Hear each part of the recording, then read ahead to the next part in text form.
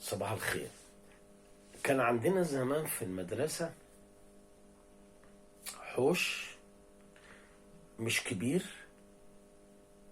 وكان عندنا أوضة موسيقى، وكان عندنا حصة للتربية الزراعية، وكان عندنا حصة رسم. كانت كل الحاجات دي بتنمي المهارات الفكرية بعيدا عن حصد وزرع ونصب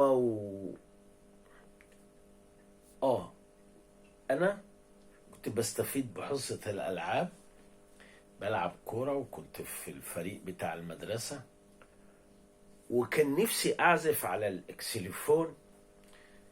كان صوته بيعمل لي برجلة، لكن طبعا مدرس الموسيقى مفيش داعي اذكر اسمه، يعني الله يرحمه ويحسن اليه، كان بيجيب قرايبه يمسكهم الآلات ديت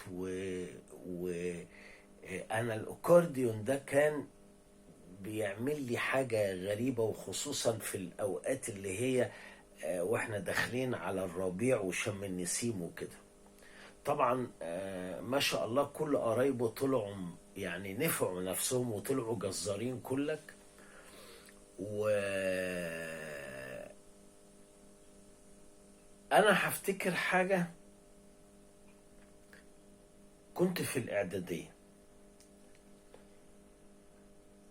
فكانت حصة الرسم، وبعدين المدرس قال لنا ارسموا علم مصر وكده.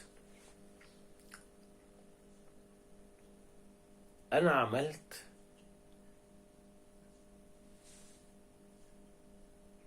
احمر وابيض واخضر.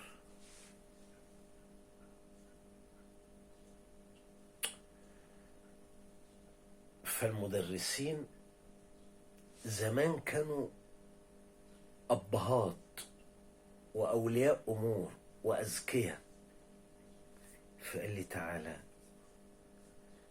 اطلع شوف العلم.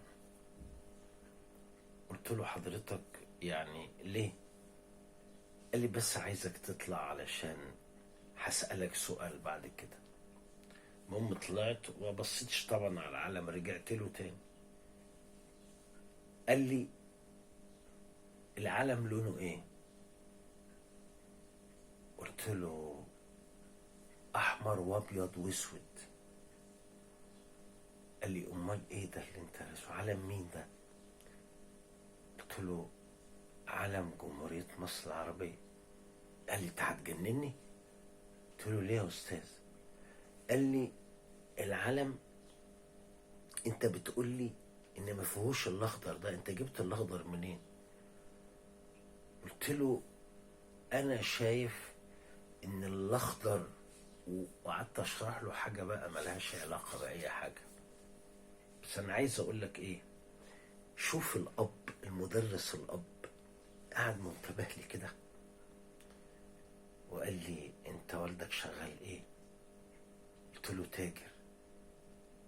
قال لي انت بتقرا؟ قلت له انا بروح المكتبة على طول وبجيب كتب وبقرا. قلت له على اسامي بقى انا نفسي يعني بستغرب ازاي رصيتها له كده. الراجل بحلق لي وقال لي لا، انا الاول عايزك تقرا بقى ميكي جيب و... وميكي وسمير والحاجات ديت وكده. وحقيقي كان عندنا راجل مؤسسة قائمة بذاتها اسمه الأسوالي.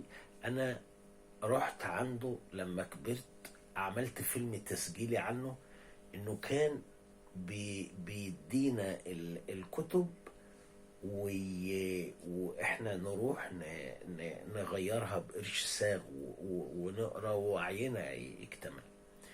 أنا بحكي ليه؟ بحكي لأن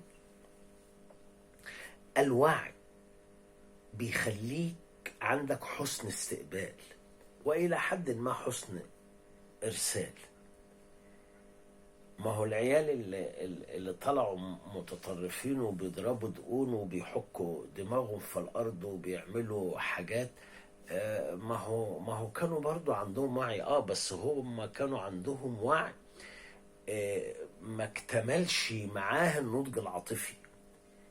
فمثلا احنا كنا بنستحمى وكنا بنصطاد سمك وكنا بنتخانق وكنا بنلعب كورة ده كله عمل حالة من حالات اكتمال النضج العاطفي واكتمال الوجدان. فطلعنا بقى ما بقاش عندنا بقى ايه طاقات معطلة ممكن تتخذ في التطرف. طيب الكلام بيجيب بعضه برضه. لما احنا طلعنا بدأ وعينا يكتمل ويحصل فيه نضج، وسائل الإعلام والصحافة كانوا بيحوطوا علينا من خلال برامج إذاعية وأصوات مرعبة، وبعد البرامج الصحافة أسامي كل اسم يخض، وبعدين التلفزيون وبرامج غير طبيعية.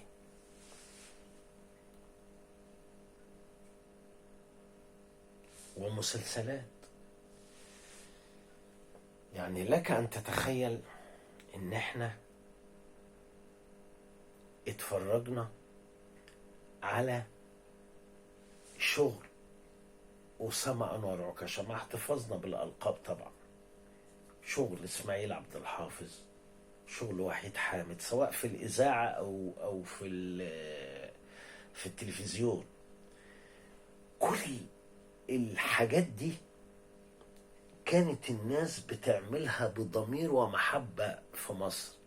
طبعا انا لا هدعي بقى ولا هقول ان انا ما بتفرجش كده، انا فعلا ما بتفرجش في رمضان لا على مسلسلات، بس انا بشوف التعليقات من خلال الفيسبوك والسوشيال ميديا. يعني حاجات صعبة جدا. السؤال بقى، هما الناس دي شايفين مصر ازاي؟ الناس دي شايفين المجتمع ازاي؟ طب الناس دي اللي بتكتب دي ما قريتش؟ واضح انهم ما قروش. طب الناس اللي بتخرج ديت ما شافوش اخراج؟ واضح ان هم ما شافوش اخراج. طب ما شافوش ممثلين؟ ما شافوش ممثلين. انا مش بوصل رسائل سلبية، انا يعني مستاء من انعكاس هذه المسلسلات وهذه الثقافة المرئية على حركة مجتمع بقى زي ما انتم شايفين كده. أقول قولي هذا وأستغفر الله لي ولكم، وربنا يجعل كلامنا خفيف على الحبرتجية.